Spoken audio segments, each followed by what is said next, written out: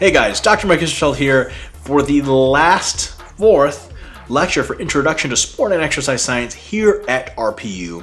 We're going to be talking about furthering your education, that is using RPU to maximize your value that you're getting from this product/service. So, first, here's the deal. Why would you potentially make use of RPU? Maybe you've been duped into health scams before. When coconut oil came out, you thought it was all the rage. Body wraps, etc., etc. Workout scams, diet scams. And every time you buy a new diet and coaching service, you still feel like, ooh, maybe I'm getting ripped off. You learned that, coconut oil wasn't what it was once thought to be. It's a fine food in moderation, but it's not a health elixir like you thought. It turns out that recent workout fad you bought into didn't burn off all the fat, but it's a fine workout to do a couple of times a week. But because you might not be familiar with the foundational principles of sport and exercise science, you're still wary about purchasing more coaching or more dieting. You don't know where to turn because anyone can just say we're scientific, and all of a sudden you're buying coaching and diet advice that might just be wrong or pretty wrong or mostly wrong. You have no idea how to tell, and maybe you're getting tired of that. Maybe your friends and relatives are getting duped. You're no longer getting duped because you know some stuff and you've been around to kind of have a good, just intuitive bullshit radar. But your friends and relatives are getting duped and you know there's something fishy about what they're buying, some kind of weird workouts or fads or diet pills, but you can't quite explain it. They say, well, what's wrong with these pills? This doctor says they work. He's got an MD and everything, and he reps the company, and he says it's great, and you go, man, it just looks like BS. And they're like, but why? And you can't explain the physiology because you might not know it yet. A new guru comes up, some guy that's maybe super jacked or super lean or super good at sports, or maybe none of those, but talks a good talk, has maybe coached or trained or somehow associated himself with individuals that have talked a good talk, and you want to know if these ideas have any basis in science. One recent one that I can remember who has had, I think, his heyday to some extent, unless he's going to make a comeback, is this gentleman named Ido Portal. And I think he's Israeli, and he kind of ushered in the movement of just learning how to walk on your hands and do handstands and be flexible and maybe do some parkour. He had all these cool recommendations of stuff to do that looks cool. But he'd say things like, everyone needs to be able to do this. Everyone needs to be able to move this naturally. And he started helping some fighters with their preparation. He started helping Conor McGregor with movement, just to get him to move better in general. Well, most sports scientists could have told you that was total BS for high-level athletes. Indeed it was. Conor McGregor, his next fight against Nate Diaz, he got choked out in rapid fashion, and it looked like none of that stuff really carried over, so Ido Portal kind of didn't make a big wave anymore after that. But the next guru's going to come in, and he's going to say, my exercise stuff works, and a lot of people are going to do it, and they're going to look at you and say, why are you doing it? Isn't this stuff great? And you're not going to know if these ideas have any basis in science because you might not know the science yet, even though you have respect for what science has to say.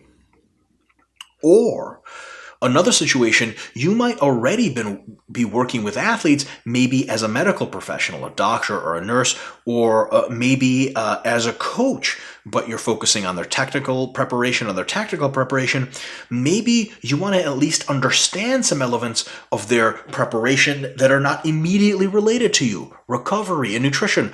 Just so maybe you can see where they're coming from, give them basic advice, make sure they're not erring too terribly. For example, does a doctor have to know a lot of nutrition? No, because he deals with medical problems. But a lot of medical problems are made much better, especially in the long term, and actually prevented with proper nutrition.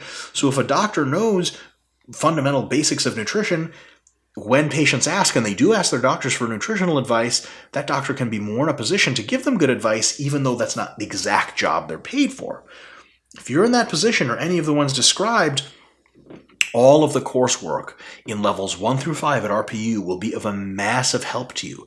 It'll give you that physiological underpinning to be able to do what?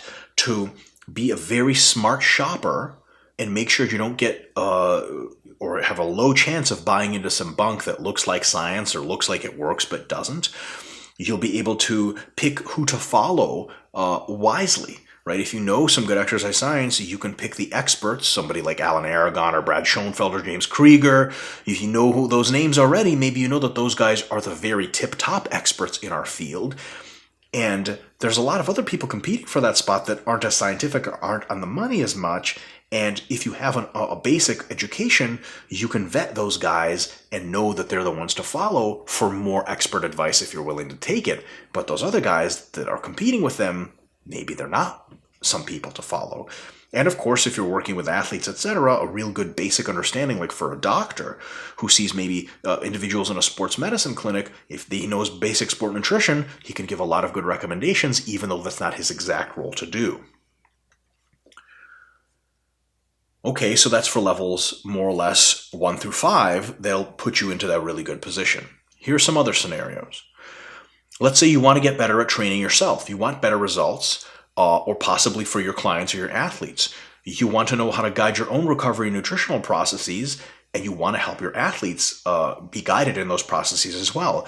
Maybe you are interested in preventative management to make sure injuries don't happen, or how to care for injuries when they happen, or how to, for example, if you're a personal trainer, somebody comes to you with pre-existing injuries, which they usually do with some, you know how to work around it, how to properly manage it, how to detect if an injury has gotten so bad that they need to see another professional.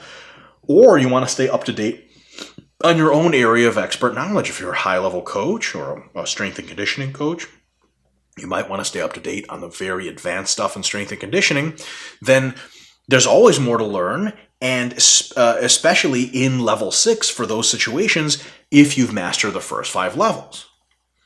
So RPU is for a lot of individuals, both individuals that are seeking to get the basics so they can hang, individuals that are seeking to get the very advanced latest recommendations so they can perfect their craft, and individuals that want to go through that whole process and get a full, complete exercise and sports science education. Now, if you're interested in getting that education, we have some really good tips for you to how to approach the lectures, how to approach the courses to make sure you do best what is the only purpose of RPU, high-level, deep learning. How do you take the lectures? How do you approach them to make sure you're learning the most? First of all, you want to listen to a lecture several times if the material is still confusing after the first time or after the second. Remember, there is no timer. There is no one watching. We don't track who sees what lectures, okay? And when this occurs, when you're actually learning at RPU, it's all for one reason, so that you can understand. And if you go through a lecture and you don't understand, then there's no problem at all going through the lecture again. Or if you go through a whole course and you might not understand some lectures, go through those lectures. Or if you go through a lecture and there's just a part of it you don't understand, there's no big deal in rewinding and listening to that again, or looking at the PowerPoints again and trying to figure some stuff out. Maybe even doing reading on your own. Go at your own pace, listen to the stuff several times if needed, because of 2 things. 1, it'll clear up the stuff you don't know. And 2, if you go through the whole lectures, the whole courses a second or third time, the stuff that you already know, already learned the first time and understood, is going to ingrain deeper in 2 ways. 1, just through repetition, it's going to be easier to remember and easier to conceptualize. But another way is that by thinking about it again, now when it's review, you're not struggling using your brain power on incorporating that concept. You already know that concept, but the reminder of it and the re-explanation of it can allow you to fit that concept and expand it to connect it to others. So not only do you learn the concept better, but you integrate it better, and now you can use that concept more to say, ooh, now I understand nutrient timing. I'm starting to get a feel for when someone has a really erratic schedule, how to really apply the principles, because hearing them the first time, they made sense. Hearing them the second time, I went through scenarios in my head where I would apply them to different situations, and it worked, right? So relearning lectures is a really good idea. I have a couple of other intellectual hobbies myself outside of sport and exercise science. One of them is economics. And when I purchased an economics book, I'll either purchase the book on tape or the physical hard copy. I will almost always read it several times. Now, because I'm reading to learn. And the first time I listen to a lot of lectures or hear a lot of books, I'm not a trained economist. So a lot of the stuff, even if it's not in technical language, that's hard stuff. Economics is not an easy science. So you think about it, okay, that kind of makes sense. I'm not exactly sure how that works, but the author keeps talking or you keep reading. Then when you come back to it, all the stuff you already know, it's easy, it's integratable, okay, this is great, great, great. You think of other ways it can connect, and then you get to that hard stuff again, but now you have more connections, more of an understanding, more of you. You get to the hard stuff and you go, I see how that works. And as you work through the courses, if you work through them once or maybe 2 or 3 times, after those 2 or 3 times, your depth of knowing is way more expansive. Do you have to go through each course 2 or 3 times? Of course not. If you go through a course once and retain enough information to do well on tests and quizzes, then you know the stuff, and that's really great. And then you can just redo courses in which you want more depth, more interest, more insight if needed, right? But remember, it's all on your own time. Another thing you should really strive to do is to try to connect the concepts within each lecture to each other, right? And connect the concepts within each course to each other. So how does joint biomechanics connect to injury biomechanics? Well, of course, injury occurs to joints, and I see shearing forces, which you talked about in joint biomechanics. This is how they can contribute to injury. If you connect all of the concepts to the extent that they are connected, if you think about that, especially on multiple times through the course or through a particular lecture or particular reading that you find difficult, you really learn at a very, very deep level, and that's what matters most. Now, in addition to that, we have offered quizzes after each lecture and exams after each course. We highly encourage you to take these quizzes and exams because, let's be completely honest here, feeling like you know something is good. It's a good start. It's cool. You don't really prove that you know something until you've proven that you know it, and you put it down on paper or you've put it into practice. So by taking the quizzes, you may very well finish a lecture, and maybe you were listening to it in the car on the way to work, and the traffic was kind of bad, you were kind of looking out for traffic, and whatever you heard of the lecture, you never really know how much you missed. And whatever you heard just sounded good, and then the stuff you didn't hear, well, it doesn't sound like anything because you weren't paying attention. You never take any of the quizzes, and someone says, hey, did you get that lecture number 4 in sport physiology? And you're like, yeah, totally, enzymes, got it, no problem. Somebody gives you a quiz and says, hey, what do you actually know about enzymes? And you're like, I know that, though I have no idea what the hell that is. You take the quiz, you get a 50%. Is a 50% a good grade? 50% of sport physiology or of that particular lecture on enzymes? Bad deal. So take the quizzes and tests and look to do well on them. If you do super poorly on the quizzes and tests, come back to them. That's a really, really good idea, right? The point here is to learn deeply so that you can apply the material later. How are you supposed to apply something, especially to yourself or to someone else, if you don't actually know it at a deep level? If you're teaching someone how to squat more properly and they ask you, why is this more proper? If you don't know the answer to that question, it's not so much of a concern that you can't tell them the answer, although as a professional it's mildly embarrassing. The problem is you don't know the answer. So how are you supposed to know if that's the correct way to teach them to squat, right? You want to learn at a deep level because that makes you better at your job, at your passion, at your hobby. It gives you the highest chance of success. Reminder. You are not here to pass a test, and there is no certification. Maybe an undergraduate program you had. Maybe you've heard of other students in college just taking the class to get the A, and then they forget everything after. They cram a bunch. Okay? Cramming at RPU would be the most pointless thing you could ever do. You are paying money each month. Never mind the money. That's not that much money. Hours of your time are being spent so that you can do well on some kind of test. There's no certification. They're literally not going to hand you a document that says, hey, you did it. You're an RPU graduate. There is no graduation, right? So if you do well on the test, sweet. But what you really want is deep understanding of the concepts. Now, the good news, if you get a deep understanding of the concepts, you'll always do well on the test. But if you just memorize some stuff and kind of figure out how the test works, or maybe retake the same test over and over, which you can do, you'll do super well on the test. It won't mean anything, right? You're not here to be vetted. You're not here to prove anything to anyone. In regular college, in regular high school, you totally are. You're trying to prove to future employers that you're capable of doing collegiate level work. Here, you're not trying to prove anything. You are literally trying to learn, period. And when you learn well, because otherwise, why would you spend time doing it, right? And to add to that, your pace, because it's all for you and you're learning, your pace is the only thing that matters. The final exam, in an undergraduate course is in December or in early May or late April. That's by when you have to know the stuff. That's when the cramming starts. At RPU, the final exam is tomorrow, or the day after, or the next week, or the next month, or next year, or in 10 years. Assuming the internet is still around and robots haven't killed us all. Which, hopefully will happen. Or won't happen. Am I a robot? That's a good question. So, your pace is the only thing that matters at RPU because it's for your benefit. It's for your learning. For example, if you are in sort of a business lunch situation and it's kind of like 5 minutes left until we have to go back to the firm and put up more slides and talk about business strategies with our guests from, the Minnesota office or something like that. You got 5 minutes to finish your food at lunch. Whose pace are you on? Well, nobody's going to wait for you. That's ridiculous. You don't want to, get in the way of business by being like, oh, hold on, I got another 15 minutes of burrito to eat. You're on their pace. You have to finish your food at their time. Is that going to sacrifice the quality of the meal? Yeah, absolutely. It's going to be like a rushed meal. Nobody likes having a rushed meal. You want to relax.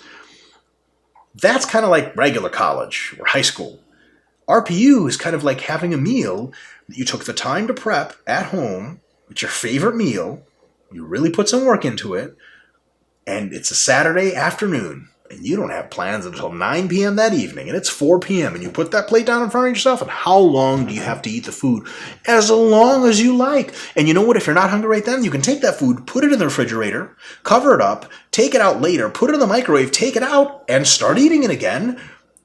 Sometimes remicrowaving food makes it just as good, right? But the basic thing is, that's on your own time, for your own pleasure, for your own value, period. So remember to approach this in that way. There's no pressure. Nobody's going to rat you out if you listen to a course 3 times. No one's going to rat you out if you get a 31% on the quiz at first and then eventually get up to getting 90%, right? It's all for your pace. No rush, no pressure. Do your best to learn the material itself. Now, that's just for each lecture or maybe for each course. How about approaching the whole curriculum? Here's the thing. If you have a solid undergraduate curriculum, undergraduate sport or exercise science education, you can feel free to skip the first couple of levels. You totally can. You can also feel free to review them. That would be really good. But if you are not interested in that sort of thing and you have a grounded foundation, totally cool, no problem at all. If you don't have that background, and that's totally okay, that's one of the reasons we made RPU. You are probably our number one customer if you don't have a sport and exercise science background because you don't want to pay $30,000 a year for college, then it's highly recommended that you work through all the courses in 1 through 4. Now, I know levels 1 through 4 are boring. Sometimes they are. And they're tedious. Sometimes they are. And sometimes they're difficult. There's very weird conceptual stuff. Molecules and enzymes and entropy. What? This isn't squat.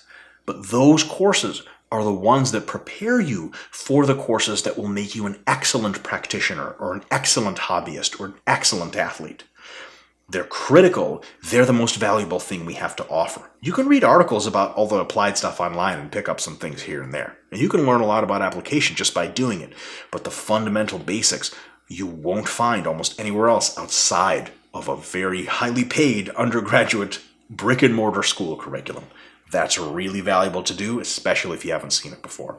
Now, once you get into levels 5 and 6 of the more applied stuff, you can totally branch out and you don't have to go through everything. But we highly recommend 1 through 4.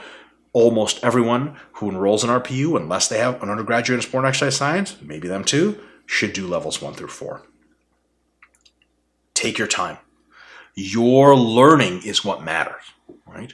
If you're a quick reader, a quick learner, kudos. If you're not, doesn't matter. You have all the time in the world that you want to do whatever it takes to learn what you want, right? And at the time of this video recording, the price for RP Plus is $20 a month. So if you take another month extra, that's an extra $20. College costs thousands of dollars. So is it really a poor use of your money if you slow down to learn more? Probably not, right? Lastly, before you go and enjoy your newfound knowledge, the best way to approach the curriculum is let us know if you want us to add some courses. We're here for you to deliver to you what it is you want to know. We're going to deliver all the basics and a ton of applied stuff as well. But if you want, especially some applied courses that we haven't thought of yet, or we haven't released, or maybe we're working on now, but we haven't said in public, let us know. Say you want a course on how to rehab injuries. Say you want a course on this and that. We are going to do our very best to find experts for you that deliver those courses in a concise, clear, and very informative manner to get you the education that you want. So, what are you supposed to do now? Well, now you're ready for level 2 courses. That's it, right? Take them at your own pace, those level 2 courses. Take the quizzes and tests, right? If you do super poorly, go back and relearn the lectures and then take them again. Right? No big deal. And as you complete all the courses at the first levels, move up the courses, move up the levels to complete more and more. And then when you get to level 5, feel free to branch out. And you don't have to complete all level 5 courses. It's a whole lot of courses. And in level 6, you can really pick and choose what you want to learn. Or if you're a real sponge, just watch them all in succession and you're going to know a whole lot. One word of advice that I have on watching all the courses, if you're that kind of person that wants to consume everything, make sure you're doing due diligence. If you really want to tackle currently our planned projection for the baseline RP Plus, or baseline RPU courses is about 50 courses with further additions after that.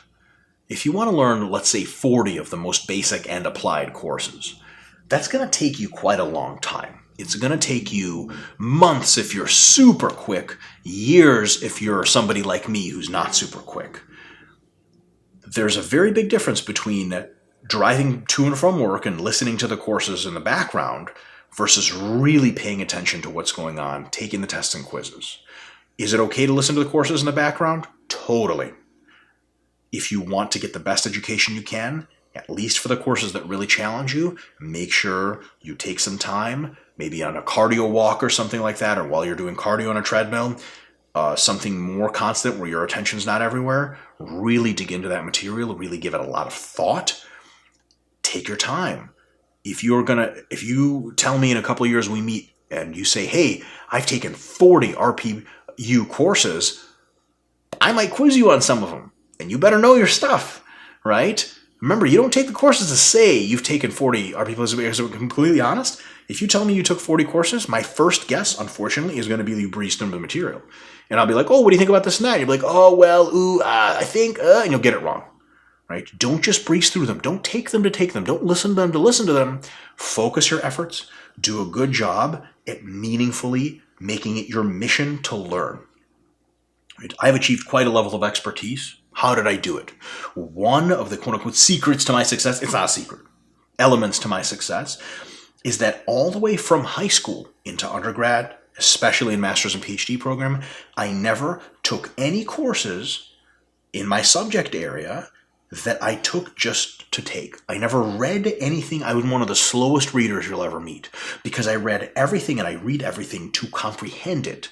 Everything I read, I integrate into the larger structure of my understanding. That takes a shitload of time. What do I get at the end of it? Expertise. But you have to earn that. So don't rush. Take your time. Focus on quality. And whatever you do learn, as much as you want, will be there to help you with your understanding, to help you in your training, to help you in recovery, nutrition, and help you help anyone that you do in either your job or your leisure. That's the end of the intro course. See you guys in level 2.